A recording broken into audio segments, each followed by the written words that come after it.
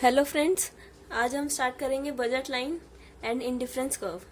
Budget line क्या है? Budget line is locus of different combination of the two goods. Budget line एक situation होती है, एक वो रिप्रेजेंट करती है जो different combination of two goods, कोई भी दो गुड्स जो होते हैं उनके कॉम्बिनेशन को जो कंज्यूमर आसानी से खरीद सकता है अपनी इनकम को, जो भी उसकी पूरी इनकम होती है उसको खर्च करके।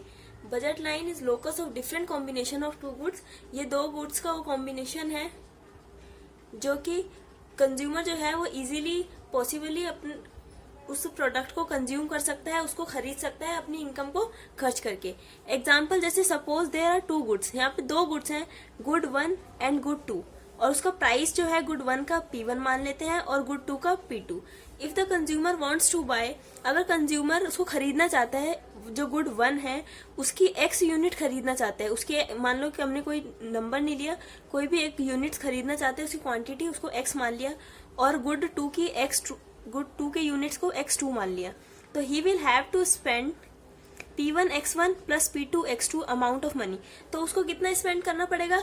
जो उसकी यूनिट्स गुड 1 की जो क्वांटिटी है उसको मल्टीप्लाई करेंगे प्राइस से, और जो उसकी गुड 2 की जो क्वांटिटी है उसको प्राइस से मल्टीप्लाई करेंगे। तो इन दोनों का कॉम्बिनेशन, इन दोनों का ऐड करके वो हमारा बजट लाइन होता है। Suppose money income of the consumer is M, money income जो है कंज्यूमर की वो M है, तो he can choose any bundle of two goods.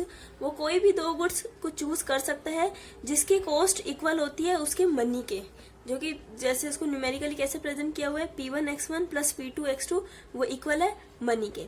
तो वो कोई भी बंडल, कोई भी दो गुड्स के ऐसे बंडल को चूज कर सकता है जो कि उसकी कॉस्ट जो है वो उसकी मनी के इक्वल होगी। तो यही है बजट लाइन, जिसमें कि ये एक लोकस होता है different combination of two goods का, जो कंज्यूमर इजीली और पॉसिबली खरीद सकता है अपनी पूरी इनकम को खर्च करके। अब ये ग्राफिकली रिप्रेजेंट किया हुआ है बजट लाइन को। यहाँ पे एक्स एक्सिस पे गुड 1 की क्वांटिटी है और वाई एक्सिस पे गुड 2 की क्वांटिटी है। जैसे ये बजट लाइन है, पहले 0 थी, 4, फिर 1 3 हुई, फिर 2 हुई, फिर 3 1 हुई, और फिर 4 0 हुई। ये पूरी बजट लाइन है। इसका प्राइस और उसकी क्वांटिटी प्लस दूसरे गुड की प्राइस और उसकी क्वांटिटी इक्वल होता है मनी के। ये पूरी बजट लाइन है। अब बजट सेट क्या होता है? इट इज द सेट, ये collection of all the bundles. ये जितने भी बंडल्स होते हैं, जितने भी टू गुड्स के कॉम्बिनेशन होते हैं, उसका कलेक्शन होता है जो कंज्यूमर आसानी से खरीद सकता है अपनी इनकम को खर्च करके, और जो भी उसकी मार्केट प्राइस होती है उसके बेस पे। Budget line is drawn on the basis of budget set. Budget line कब किसके बेस पे बनाई जाती है? बजट लाइन ड्रॉ की जाती है बजट सेट के बेसिस पे। The budget set budget line changes when either of prices और income of the consumer changes. Budget set और बजट लाइन तभी चेंज हो सकती है जब या तो कंज्यूमर, या तो उस प्रोडक्ट के प्राइस में चेंज आए या फिर कंज्यूमर की इनकम में चेंज आए। दो फैक्टर से बजट सेट या बजट लाइन चेंज हो सकती है, जब तो या तो प्राइसेस में कोई चेंज आए या फिर कंज्यूमर की इनकम में चेंज आए। ये था हमारा बजट लाइन और बजट सेट। अब हम पढ़ते हैं इंडिफरेंस कर्व। इंडिफरेंस कर्व क्या है? shows all those combinations of two goods which give equal satisfaction to the consumer। Indifference curve क्या होता है? इंडिफरेंस कर्व वो कर्व होता है जो क्या शो करता है, क्या दिखाता है हमें, जितने भी कॉम्बिनेशन होते हैं टू गुड्स के, सारे कॉम्बिनेशन टू गुड्स के जो इक्वल सेटिस्फेक्शन देते हैं कंज्यूमर को, जो कस्टमर को इक्वल बराबर की सेटिस्फेक्शन देते हैं, संतुष्टि देते हैं, वो उन गुड्स के कॉम्बिनेशंस को शो करता है, वो इंडिफरेंस कर्व होता है। जैसे ये है, ये इंडिफरेंस कर्व होता है। ग्राफिकली इसको ऐसे रिप्रेजेंट करते हैं। ना तो ये ग्राफ एक्स एक्सिस पे मीट करेगा और ना ही वाई एक्सिस पे मीट करेगा। ये ऐसे कॉन्वेक्स ओरिजिन होता है, जो ओरिजिन से बिल्कुल कॉन्वेक्स होता है। अब इंडिफरेंस कर्व की प्रॉपर्टीज क्या होती हैं? Indifference curve always slope down from left to right. जैसे हमने इसमें इंडिफरेंस कर्व में अभी ऐसे पढ़ा था, ये ग्राफ ऐसे होता है, तो ये स्लोप डाउन होता है, हमेशा ऊपर से लेके नीचे आता है, लेफ्ट से लेके राइट में जाता है ये। तो indifference curve always slope down from left to right. Higher indifference curve represent higher level of satisfaction. जितना इंडिफरेंस कर्व ज्यादा होगा, हायर होगा, उतना ही वो क्या रिप्रेजेंट करेगा? Higher level of satisfaction. अगर लोअर इंडिफरेंस कर्व होगा तो वो lower level of satisfaction represent करेगा। थर्ड प्रॉपर्टी क्या है? Indifference curve are always convex to the origin O. जो इसका ओरिजिन होता है वो होता है यहाँ से हमेशा ये कॉन्वेक्स होता है। Indifference curve are always convex होता है ओरिजिन के, क्योंकि marginal rate of substitution, MRS क्या है, marginal rate of substitution of two goods, जो भी दो गुड्स का, दो प्रोडक्ट्स का मार्जिनल रेट ऑफ सब्सटीट्यूशन होता है वो कॉन्टिन्यूसली फॉल्स, वो लगातार गिरता रहता है, इसलिए ये कॉन्वेक्स होता है। Indifference curves can not intersect each other, ये कभी भी आपस में मिल नहीं सकते, एक दूसरे को काट नहीं सकते।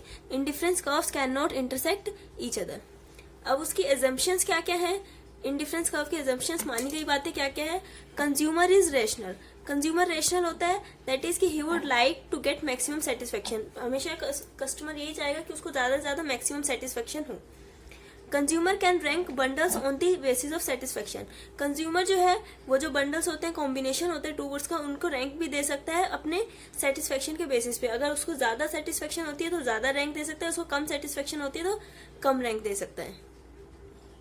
थर्ड एजम्पशन क्या है, prices of goods and income of consumer are given, इसमें जो कंज्यूमर की इनकम होती है और जो गुड्स के प्रोडक्ट्स के जो प्राइसेस होते हैं वो गिवन होते हैं। और फोर्थ जो लास्ट एजम्पशन है, consumer preference are monotonic, consumer की प्रेफरेंस जो होती है मोनोटोनिक होती है। मोनोटोनिक प्रेफरेंस क्या होता है, कंज्यूमर प्रेफरेंस को मोनोटोनिक प्रेफरेंस भी बोलते हैं।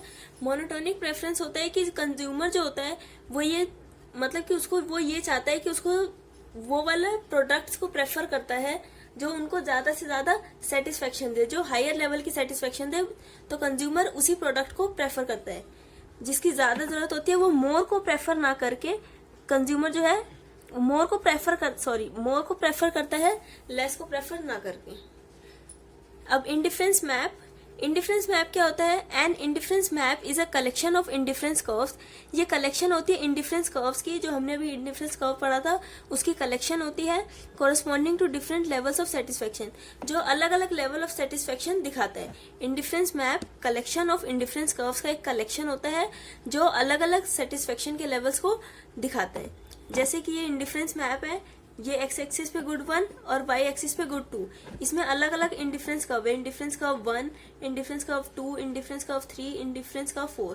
तो ये जो इंडिफरेंस कर्व होता है वो खाली एक सिंगल डिफरेंस शो करता है कर्व, और इंडिफरेंस मैप में इन सब का कलेक्शन होता है। इसमें कितने भी ज्यादा इंडिफरेंस कर्व्स हो सकते हैं, और ये कभी भी एक दूसरे को, जैसे हमने इसकी प्रॉपर्टीज पढ़ी थी, ये कभी भी एक दूसरे को इंटरसेक्ट नहीं करेंगे। Thank you so much. अगर आपको कोई डाउट हो तो आप कमेंट सेक्शन में पूछ सकते हैं।